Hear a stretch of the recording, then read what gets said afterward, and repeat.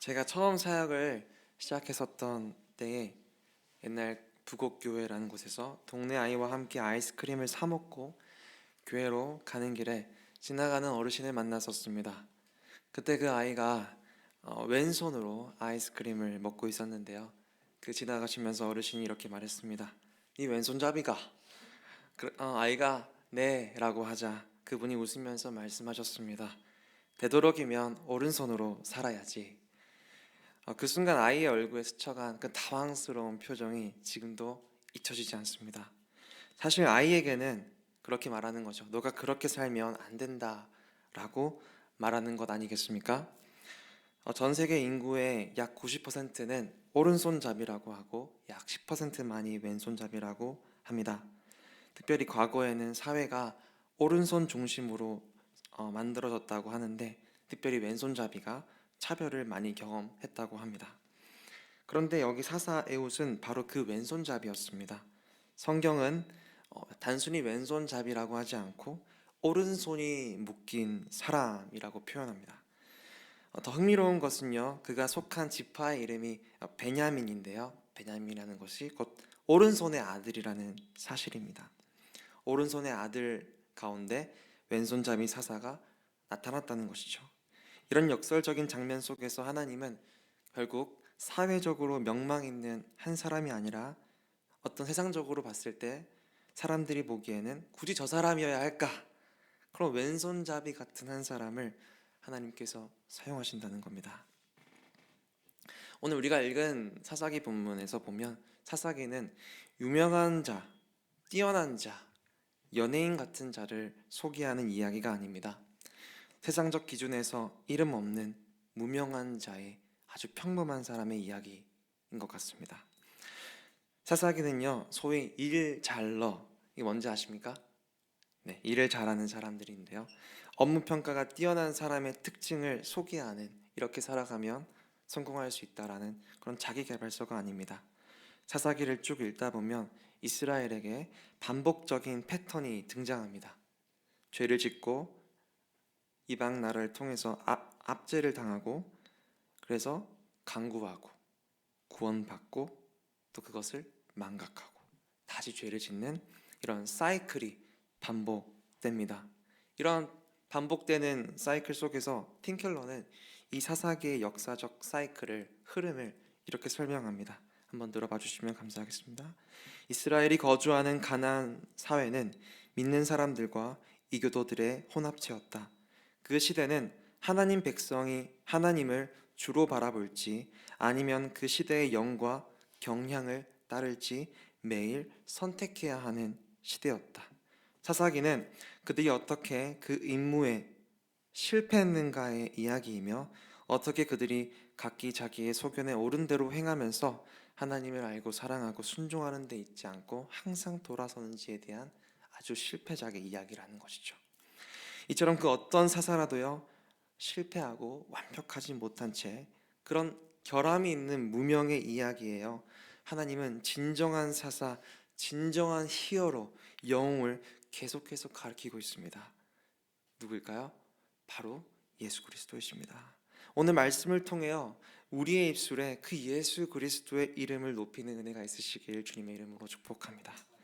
사사 에웃은요, 이스라엘의 몇 번째 사사일까요? 두 번째입니다. 그 전에 첫 번째 사사는 온니엘이었습니다. 당시 이 온니엘 상황 속에서 이스라엘 백성들은 하나님만을 섬기겠다고 약속하지만 곧 바알과 아세라라는 우상을 따릅니다. 하나님은 거기에 진노하셔서 그들을 메소포타미아 왕 구살 리사다임의 손에 넘기셨습니다.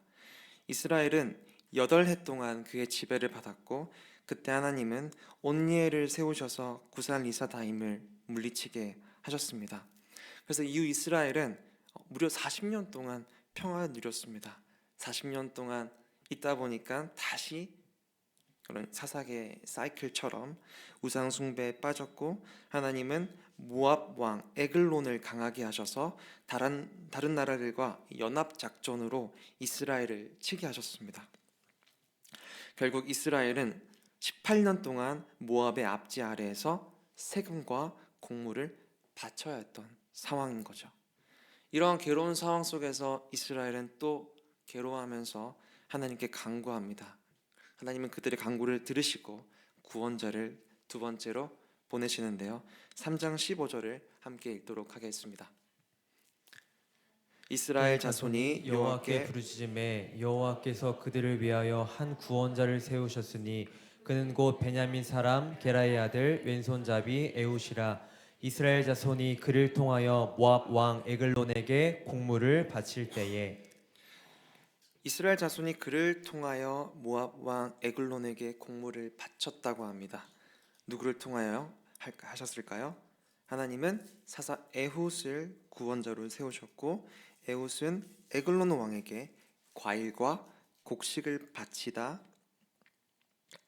바치면서 결국 에훗은 이 이스라엘을 괴롭히는 에글론을 없애야겠다라고 다짐합니다. 그래서 에훗은 몰래 칼을 만들어서 이렇게 옷 속에 숨겼습니다. 근데 그는 왼손잡이였기에 칼을 뽑기 쉽게 오른쪽 허벅지에 숨겼습니다.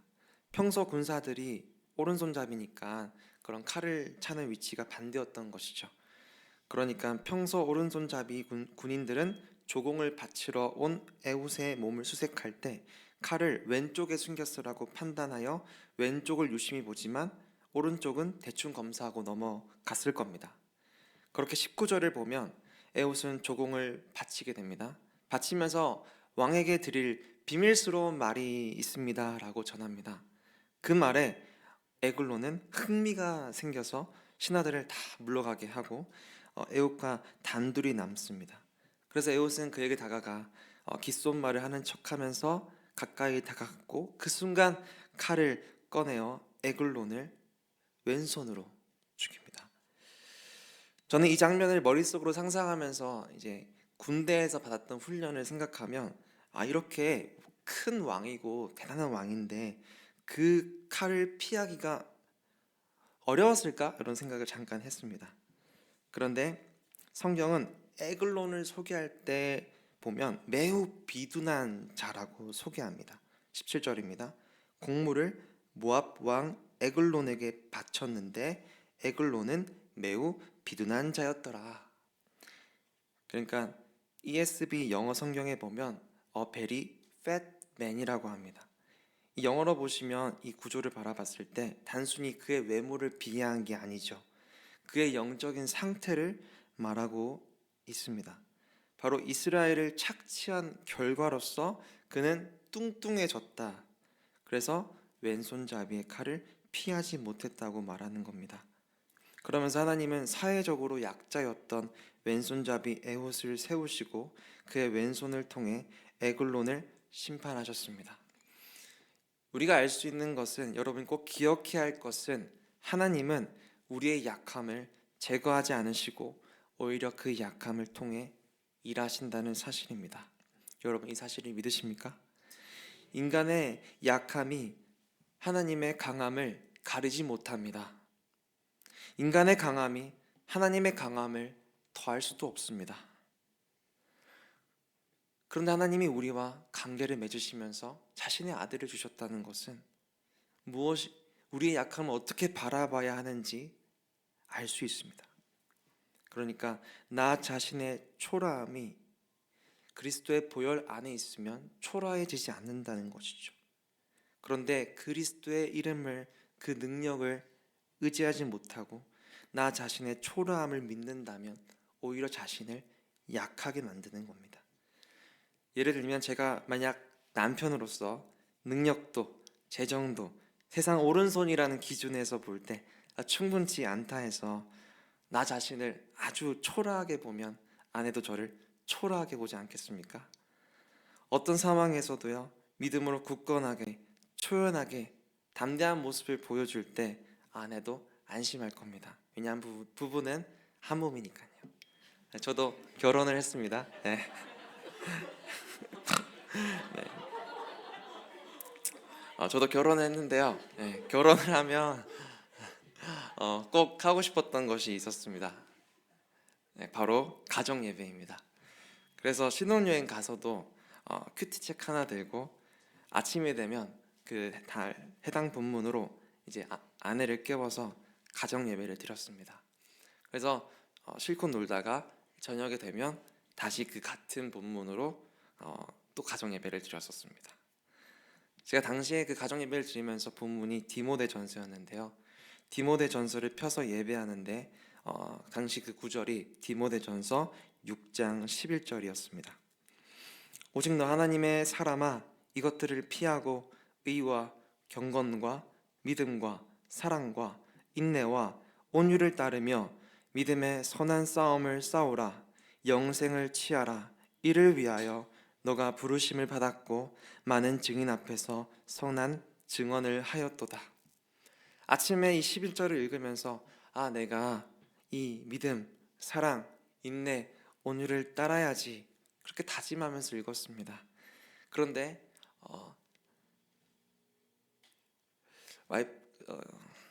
아내와 이렇게 싸우고 나서 중간 저녁에 읽을 때는 오직 너 하나님의 사람아, 이 말이 제 가슴에 계속 남았습니다. 그러면서 아내에게 용서를 구하면서 하나님의 사람으로 온전치 못한 모습으로 살아가는 저의 이런 미숙함에도 여전히 하나님은 나의 초라함을 당신의 강함으로 감싸고 있구나, 그렇게 아내와 하나님께 회개했습니다. 앞서 에옷을 소개하면서요, 첫 번째 사사 운니엘을 말씀드렸는데요. 운니엘은 아마 오른손잡이였을 겁니다. 사사기 3장 10절에서 11절을 같이 읽겠습니다. 여호와의 영이 그에게 임하셨으므로 그가 이스라엘의 사사가 되어 나가서 싸울 때에 여호와께서 메소보다미아 왕 구산 리사다임을 그의 손에 넘겨주심에 온니엘의 손이 구산 리사다임을 이기니라. 그 땅이 평온한 지 40년에 그나스의 아들 온니엘이 죽었더라. 그의 오른손의 힘을 통해 이스라엘에 40년의 평화를 주었다고 말씀드렸습니다. 근데요, 이런 왼손잡이 에옷을 통해서는 그 2배인 80년의 평화를 누리게 됩니다. 여기서 우리가 한 가지 짚고 넘어갈 게 있습니다. 우리의 약함을 비참하게 초라하게 생각하면 안 된다 했습니다. 어느 누가 가정과 일터에서 그런 약한 행동을 한다면 하나님은 그 약한 그대로는 사용하시진 않습니다. 어느 주석가에 따르면 이 에웃은 훈련을 받아 왼손을 잘 쓸 수 있는 사람이라고 말합니다. 그는 베냐민 지파에 속하는데요, 문자적으로는 앞서 말씀드렸던 것처럼 오른손의 아들이라는 뜻입니다.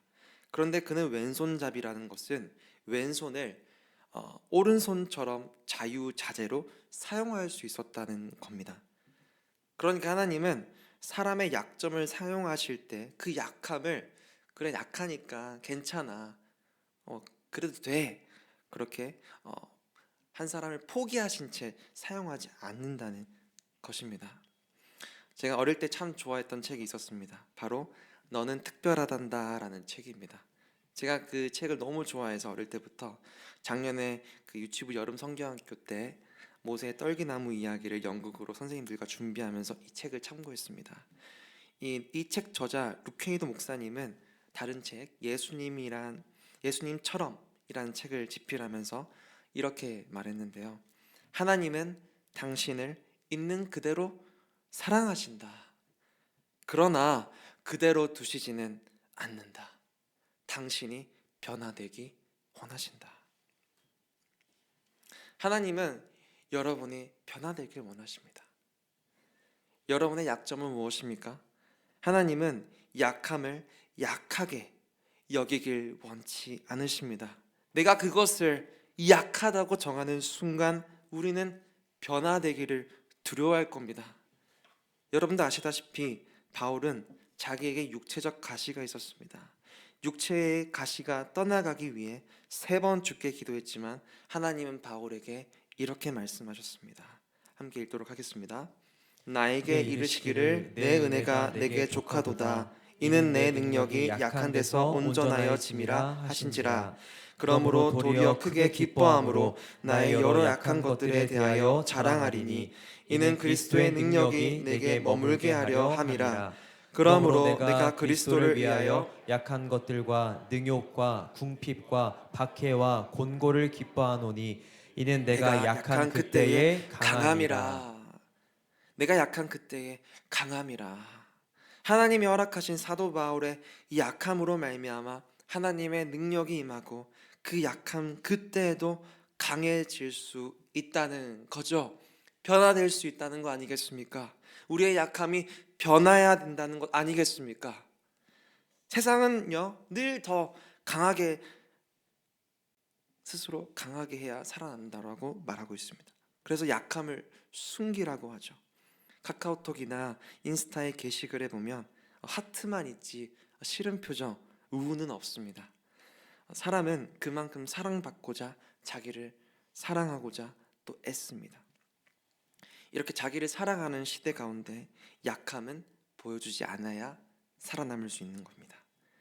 그러나 하나님은 우리가 강해서 쓰시는 분이 아니라 약함 속에서도 오직 주님만 붙들면 변화될 수 있다, 강해질 수 있다라고 말해주고 있는 것이죠. 제가 미국에 가서 베이글을 시켜 먹는데요, 제가 갔던 곳에서는 어느 곳이나 키오스크가 없었습니다. 처음에는 참 당황했었습니다. 주문하러 가면 처음 본 직원이 나에게 잘 지냈냐 라고 말하면서 내 이름도 물어보고 음식을 하나 고르면 그렇게 먹으면 건강해질 건데 괜찮겠냐 라고 말하면서 농담을 치는데 참 당황했었습니다. 제가 미국에 가서 음식을 시킬 때 친구가 꼭 음식을 하나만 시켜야 된다라고 해서 아내랑 둘이서 하나만 시켰는데 직원이 That's it 이랬습니다. That's it. 발음이 안 좋아서 죄송합니다. 이게 다야? 라고 묻더니 저는 당당히 That's it 이라고 답했습니다. 그걸 하면서 이처럼 우리가 생각해야 될 것은 마귀가 여러분의 경건과 여러분의 믿음을 보고 That's it? 이게 다야? 그렇게 주일날 은혜 받고 월, 화, 수 살았는데 이게 다냐? 라고 물으면 여러분 뭐라고 답하시겠습니까? 세상의 기준으로 더 강해지기 위해서 자신을 포장하는 것이 아니라 하나님의 말씀을 붙들고 하나님의 말씀으로 대응하면 됩니다. 전 이 말씀 참 좋아하는데요. 디모데전서 6장 6절입니다. 함께 읽도록 하겠습니다. 그러나 자족하는 마음이 있으면 경건은 큰 이익이 되느니라.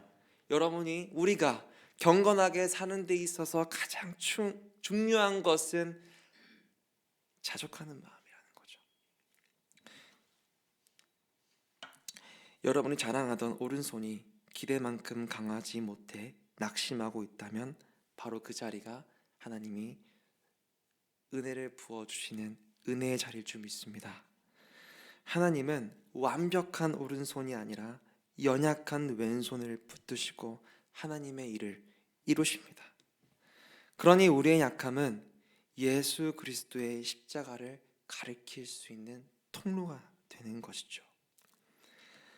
왼손잡이 에웃은 모압 왕 에글론을 심판한 후에 에브라임 산지로 올라가 나팔을 불면서 이스라엘 자손이 그를 따라갑니다. 28절입니다. 함께 읽도록 하겠습니다. 그들에게 이르되 나를 따르라. 여호와께서 너희의 원수들인 모압을 너희의 손에 넘겨 주셨느니라 하매 우리가 에웃을 따라 내려가 모압 맞은편 요단강 나루를 장악하여 한 사람도 건너지 못하게 하였고. 여기서 손에 넘겨주셨다라는 그 표현을 보면 완료형으로 되어 있습니다. 그러니까 비록 우리 눈에는 모압 왕이 현실적으로 너무 강해서 너무 두려워 보일지라도 이미 승리가 완료됐다는 거죠. 이미 결정되었다는 거죠. 하나님은 지금도 세상의 강한 오른손이 아니라 주님을 신뢰하는 여러분의 우리의 연약한 왼손을 통해 하나님의 승리를 하나님의 살아계심을 드러내실 줄 믿습니다. 그리고 에웃의 승리가 이스라엘의 승리로 확장되듯이요, 우리의 삶의 이 약한 이야기는 장차 오실 다시 오실 예수님을 드러낼 수 있습니다. 팀켈러 목사님은 당신을 위한 사사기에서 이렇게 에웃의 이야기를 예수 그리스도와 연결하며 이렇게 말합니다. 가장 왼손잡이였던 예수 그리스도라는 사사가 오셨을 때 주님은 우리가 보기에 흠모할 만한 아름다운 것이 없었고 멸시를 받아 사람들에게 버림받았다. 그는 그의 백성을 위해 홀로 승리를 쟁취하셨고 사람들에게서 어떤 도움도 받지 않으셨다. 그리고 그는 에훗처럼 자신의 십자가를 통해 사탄을 무찌르셨다. 그런데 그리스도는 에훗처럼 속임수를 사용하지 않으시면서 실패를 통해 십자가를 통해 그의 백성을 해방하셨다. 사사기는 인간의 죄를 드러내지만 동시에 실패를 통해 승리를 주시는 예수님을 나타내고 있습니다. 그러므로 우리는 세상의 길을 버리고 약함 속에서 역사하시는 주님께로 돌아가야 합니다. 하나님은 세상에서 가장 미련한 우리를 통해 하나님의 승리와 지혜를 드러내실 줄 믿습니다. 고린도전서 1장 27절인데요. 함께 큰 목소리로 읽도록 하겠습니다. 하나님께서 세상의 미련한 것들을 택하사 지혜 있는 자들을 부끄럽게 하시고 세상의 약한 것들을 택하사 강한 것들을 부끄럽게 하시며. 하시며 하나님의 시선에서 우리의 약함은 하나님의 능력을 보여주는 통로입니다.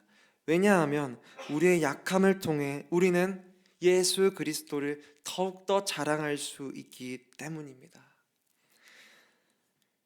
여러분은 무엇을 자랑하고 싶으십니까?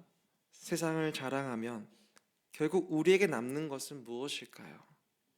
우리가 끝없이 이 생존이라는 현실이라는 힘의 진영에서 우리의 오른손을 붙들면 나오는 것은 세상의 배설물 뿐입니다. 사사기 3장 22절을 보면요, 에글론이 에웃의 칼에 맞아 기름이 쏟아졌습니다.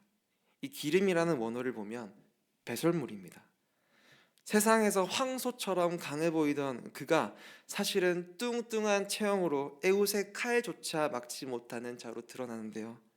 마찬가지로 세상에서 강한 것들을 이길 수 있는 것은 오늘도 약한 자들을 택하셔서 일하시는 십자가에 달리신 주님의 손을 신뢰하는 거라고 성경은 말합니다.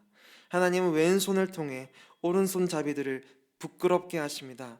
그러니까 약점 있는 자를 통해 가장 강한 자들을 부끄럽게 하신다는 것이죠. 오늘 우리의 왼손 위에, 약점 위에 그리스도의 십자가, 그 그리스도의 왼손이 겹칠 때 우리가 약한 데서 완전해지고 온전해지는 하나님 역사가 일어날 줄 믿습니다. 육체의 가시를 가졌던 바울도 이렇게 고백했습니다. 내 은혜가 내게 족하도다. 이는 내 능력이 약한 데서 온전하여 짐이라. 우리가 그리스도로 온전해진다는 것을 믿는다면 더 이상 우리의 왼손을 오른손으로 바꾸려고 하지 않을 겁니다. 오히려 우리에게 있는 이 약점이라는 왼손이야말로 하나님의 살아계심을, 하나님의 은혜를 드러내는 강력한 도구이자 통로임을 확신할 수 있다는 것이죠. 그렇다면 우리가 왼손을 오른손으로 바꾸지 않고 우리가 어떻게 살아가면 될까요? 오늘도 이 왼손을 완전하게 하시는 예수 그리스도를 바라보십시오. 그리고 담대히 여러분의 왼손을 그리스도의 왼손에 포개어 십자가의 능력이 나타나시길 주님의 이름으로 간절히 소망합니다. 혹시 지금 자신의 부족함 때문에 좌절하고 있습니까? 남들보다 뒤처진 것 같고 내 삶에 묶인 오른손이 참 부족하다라고 생각하십니까? 그렇다면 에웃을 보십시오. 더 나아가 십자가에 달려 죽으신 예수 그리스도를 바라보십시오. 그리스도는 우리의 약함을 통해 구원하실 수 있습니다. 성도 여러분, 우리의 약함은 하나님이 일하시기에 가장 좋은 무대입니다. 우리의 약함을요, 실패로 여기지 않고 약함에도 불구하고 살아있는 예수 그리스도의 이름을 자랑하고 드러낼 때 우리의 삶을 통하여 하나님의 능력이, 예수 그리스도의 십자가의 이름의 능력이 드러날 줄 믿습니다. 그래서요, 우리의 삶 속에 복음이 증거되고 십자가의 능력이 드러나서 세상 사람들이 우리를 보며, 우리 교회를 보며 예수의 이름을 바라볼 때 우리는 승리한 자의, 승리한 교회, 그런 승리한 삶을 우리가 될 줄 간절히 믿습니다. 그래서 저와 여러분이 그런 주님의 이름을 사랑할 때 더욱더 우리의 인생이 비록 세월이 가면 갈수록 왼손밖에 없을지라도 예수 그리스도의 이름이 드러난다는 것에 기뻐하는 인생이 되시길 주님의 이름으로 축복합니다.